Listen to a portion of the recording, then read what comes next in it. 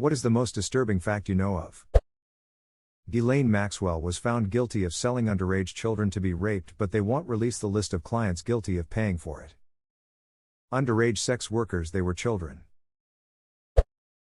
Cloudy oysters mean they're full of reproductive fluids.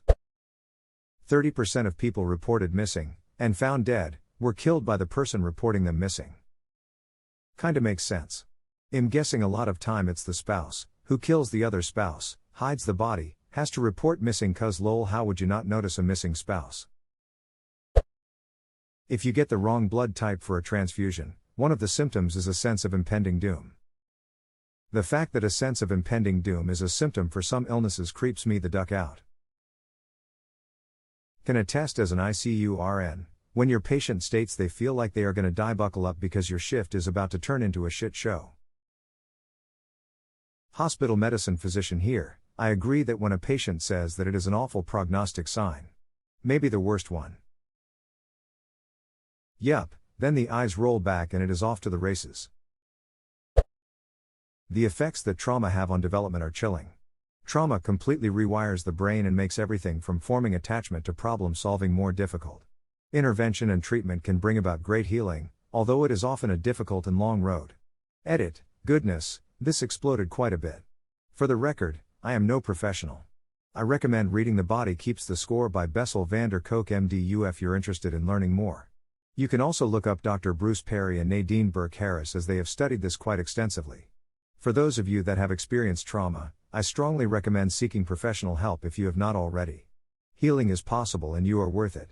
I wish you the best. My mother didn't know anything about babies except that she wanted one. She'd never even held a real baby until she was already 6 months pregnant with me. She had no nearby family or friends who could offer advice, and she'd had a very religious upbringing. When baby me cried for food or for a diaper change, that was expected, but when I cried for attention when nothing was wrong, my mother decided that I was lying and that obviously only an baby-born evil would be able to lie at such a young age. Little me was treated accordingly, only got hugs on special occasions, and was generally viewed as a demonic monster that she was legally obligated to provide for and morally obligated to convert to her religion. But otherwise I could shut up and leave her alone because she didn't want to associate with evil. To say I was a strange and disgruntled child would be an understatement. I very nearly went over to the dark side before friends started helping me rewire my brain. I've never had a baby, but even my cat cries to get attention and cuddles. Pretty sure that doesn't make her evil. Pretty sure babies are supposed to get lots of cuddles.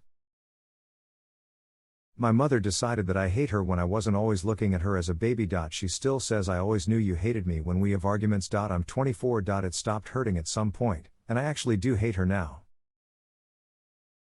Your mom ain't right. Frown. Bacteria antibiotic resistance is on a whole other level.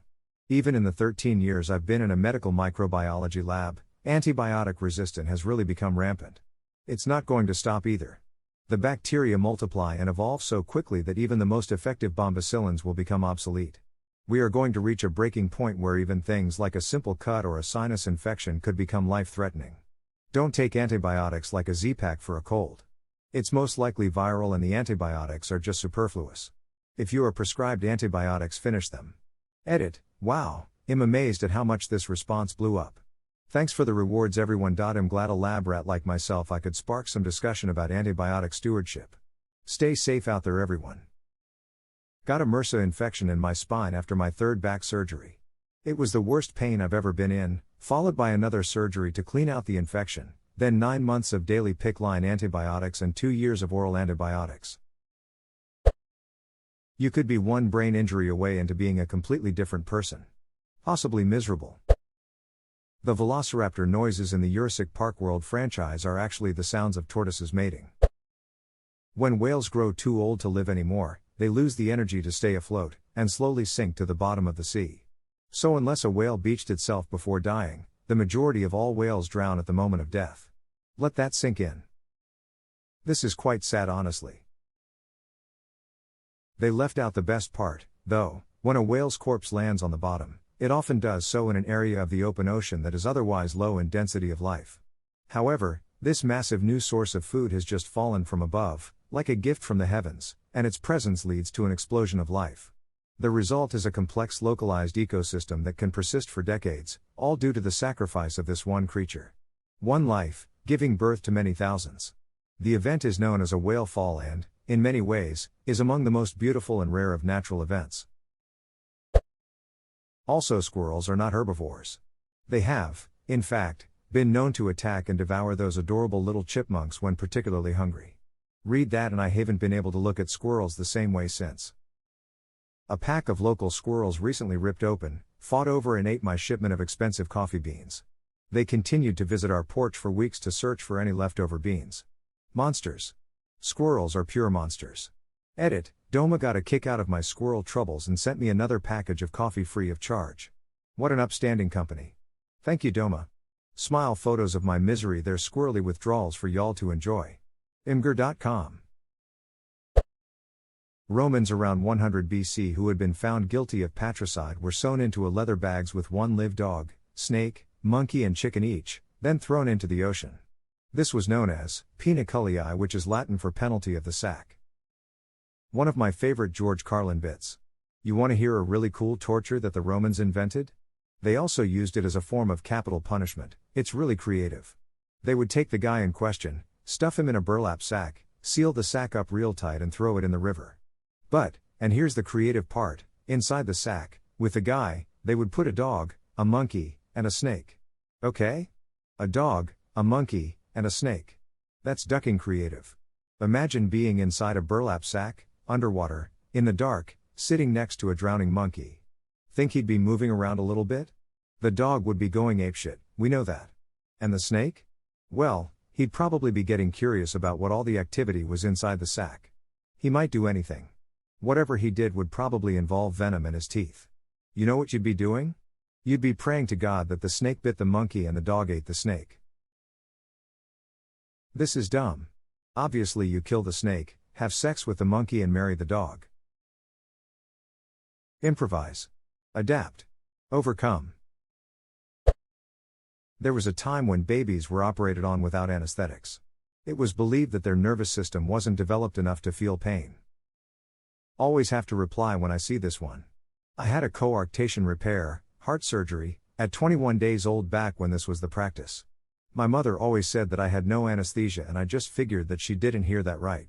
Found out on Reddit that she did. Of course I have no memory of it, just a big scar as a reminder. Would love to know what the long-term effects of this are. I think I'm pretty normal, but so do a lot of people who shouldn't. Smile. Me too. They cut my ribs open halfway, this was the early 80s, and I have zero memory of the pain and no clue if they used anesthetic. I would like to assume that they did by the 1980s, but who knows, I was super young, like days or weeks or something like that. Mom would say I had a hole in my heart when I was born.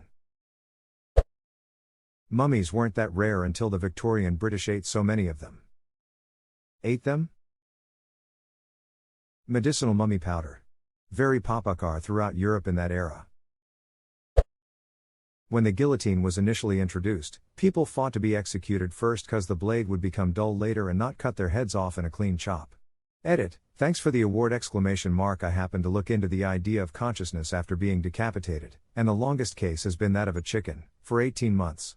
The situation was apparently very specific, where the chicken blood clotted right as it was cut, somehow, but it survived with basic motor functions, for 18 whole months. A actual headless chicken. Edit 2. The headless chicken, Mike, was given liquid food and water with a dropper directly to his esophagus by his caretaker, occasionally removing the mucus with a syringe. Sadly enough, Mike died as he choked on his mucus as his caretakers were unable to find the syringe at a moment's notice. Edit 3. I am most definitely not decapitated, y'all. And guillotines were invented to be a less cruel form of execution, despite the element of public display. Just to add to that, the last execution by guillotine was in France in 1977. Before I learned that, I had always assumed it was a long gone thing. You could have an aneurysm in your brain right now waiting to explode and you'd never know. My mum woke up really sick on January 1, 2003, she thought, wow, I'm hungover. 3 days later she was the same and my older sister took her to hospital. Doctors diagnosed her with a brain bleed and found 3 aneurysms. An aneurysm also killed her mum. She's still alive and well, but has annual checks, And DRS won't do anything unless there is significant growth seen.